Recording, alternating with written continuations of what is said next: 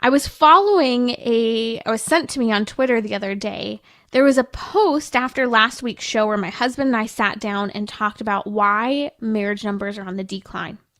And someone said, you need to check out this Twitter feed. It's from Barf Captain. I posted the beginning of it on social media. Barf Captain, come on. But this is a very enlightening Twitter feed. I think he posts something like 20 different tweets in the actual stream that are very enlightening. But also then to hear the responses from people. So here's the deal. The boomer generation has told the next generation, wait till you're ready to get married and to have children. Now, when I got engaged a few years ago, I remember a lot of people in that boomer generation would look at me and be like, are you sure you want to do that? Are you sure? Like, they'd kind of have this sour face and very cynical attitude about marriage. And here I am in my blissful joy about being engaged. Finally, we waited so long. And overwhelmingly, other than, close friends and family, most people had a very negative attitude about my getting engaged. And then I became a total anomaly to them because they realized, wait, you're not living with him? What? I mean, you don't engage in premarital sex? It was very confusing. It was like I became a science experiment where people would I remember teaching Pilates and being in the Pilates studio setting, like all these people, secular, semi-religious, religious would ask me questions so kind of in depth. And it was so entertaining for me to have these conversations. But this boomer generation comment about how so many have said, even some in Gen X have said, wait till you're ready to get married. And I would say a lot of Gen X have said, are you sure you want to get married? Are you sure you want to do that?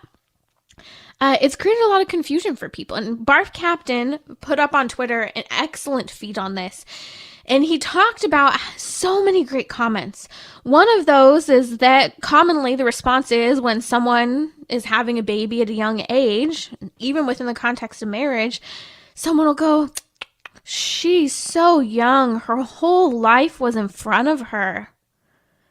And they act as if this woman's life is over. And so what's been said? Well, Barf Captain says this. They were told, delay love and family for staring at a screen for a mega corporation and then going home to watch TV for hours. This is true. People are told, have a career, start your life. Well, what do? Barf Captain on social media is pretty honest about it. I'm sorry. I'm just going to keep going there with this Twitter account. It's on my social media, but he's honest. When you do this, you basically end up finding yourself staring at a screen for many hours for a mega corporation and then going home to stare at another screen by yourself. But then what about having children? Some have said, and in fact, many, mentor age adults have said, just wait, do it on your own timing with regard to having kids. Well, the truth of the matter is, and this is posted on this Twitter feed, your uterus is more likely to give up in your 30s if it's not ever fertilized in your 20s. Not that you can't have children in your 30s, but you're less likely to as you delay the process. The reality is that as women, our bodies are in prime shape and condition, and the health of our eggs is at its prime right around that 18-year-old range. And this is a whole nother topic for another conversation, having kids young because it's the healthiest, and people talk all the time about safe birth. Well, it's actually healthiest and safest to have kids younger, and even younger than we would like to discuss in those 20s, younger than that. Again, that's an entirely different conversation, but it's interesting because another comment that was made in this that's so true. The reality is that it used to be people got married much younger than they do today. They had children at a much earlier age, and they had more children at an earlier age. And they were in poorer circumstances than most people who are questioning marriage and children. They didn't have a lot, and yet they made it through. In fact, they enjoyed it. They had fun. Not that there weren't bumps and challenges along the way, but they loved their families and they didn't wait for the perfect circumstances. As we have been told over and over again, wait till you're ready to get married, till you have the right financial circumstances, the right car, the right income level. Here's something that came up on the Twitter feed that was incredibly profound. And I want you to really chew on this one. Careers don't exist, is what the barf captain on social media said. He said, careers don't exist. They're just jobs and they're boring. I thought that was a very kind of turnkey moment to listen to. We talk so often about having a career, getting set up on this path, but we forget to emphasize that we work to live. We do not live to work. In other words, our whole purpose in life isn't just to work. Work is to help provide what is necessary for us to get by day to day. What's his name from Dirty Jobs? I'm forgetting his name. Mike. Oh, man, I'm forgetting his name right now. But I'm getting mouth to. I don't have the chat up by my producer here. But Mike Rowe, is that it? Rowe? Yes, Mike Rowe. There we go. I was reading your lips here. Mike Rowe from Dirty Jobs talks about how, hey, sometimes the greatest opportunity for a job is doing something that someone else doesn't want to do. And that's a great way to provide for your family. And with time, you grow to appreciate it. There's meaning in working because we see that we're contributing not just to the world, but to our families, to our well-being, to our survival. And this workaholism and this career track can get in the way of understanding that a job is for the sake of living. It's not our purpose in life. This is where we see it gets a little sad, and I'll have a story about this that you may remember me sharing before.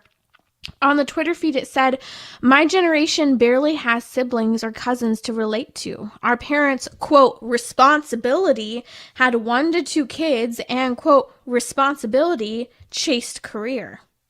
Isn't this true? I was at the grocery store last year with my sister, and we were at I always say this, one of those bougie grocery stores that has a smoothie bar. We're waiting for smoothies, and as we're waiting for smoothies, the girl who's making our smoothie was so engaged and talking to my sister and I, and she said, wow, are you guys like best friends? Are you guys twins or something? Like, what are you guys? And I said, oh, this is my younger sister. I think that she might have called us twins or something. I don't know. I take it as a total compliment, although I don't know if I want to look like 10, 12 years younger than I do. I'm not sure. So maybe I shouldn't take that as a compliment. But she was so enamored by our relationship. She said, wow, I've always wanted to have a sister. I've always wondered what it's like. You guys have such a special relationship. That is so cool. And she's just looking at us with almost this whimsical, curious expression. What would it be like? Now, I've been very blessed. I've grown up with 3 siblings I love dearly, cousins, extended family.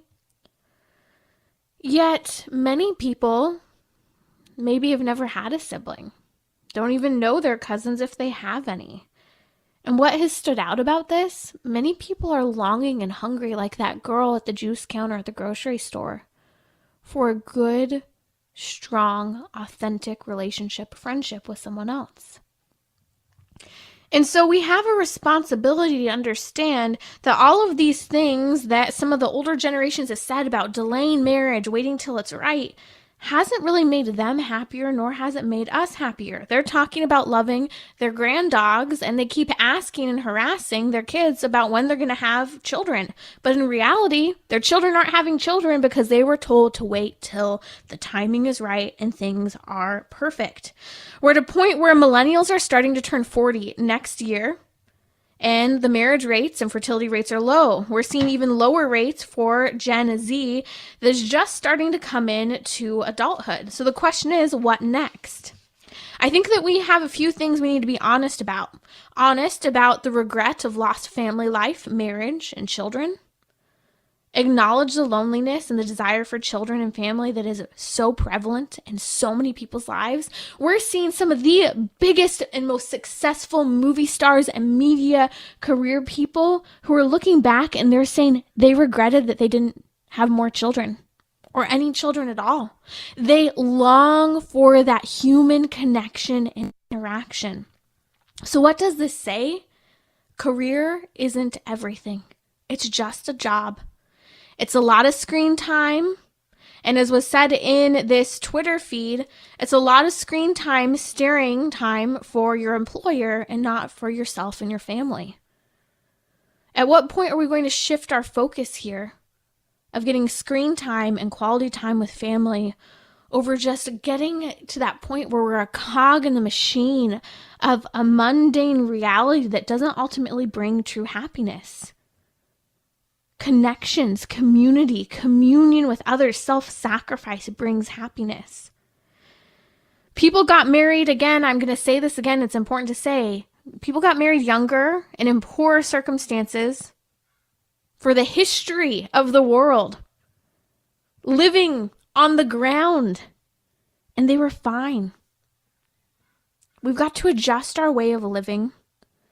Don't just follow the standard cost of living. Be willing to live perhaps a little simpler, a little more detached from the world.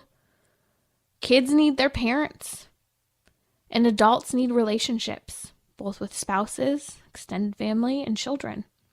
But are we willing to make the changes necessary to make that happen? And finally, this is what's so important for us to communicate, and especially people who are married and have children. Having a family and being married is fun. Having kids and siblings around and cousins are a great thing. Having a family teaches us the meaning of life, of being a gift of self for others so that we can ultimately be united to the truest gift of all, God, our Heavenly Father. Being married grows you and challenges you. It's human. You choose either to grow in marriage and family or not to. It's a choice. But are we going to choose ourselves and careers that really isn't a choice for me because in the end, we're not happier? Are we going to choose to have a family that makes you, teaches you to learn, to love, to give, to take? A life that's full of sacrifices happily and in challenging ways.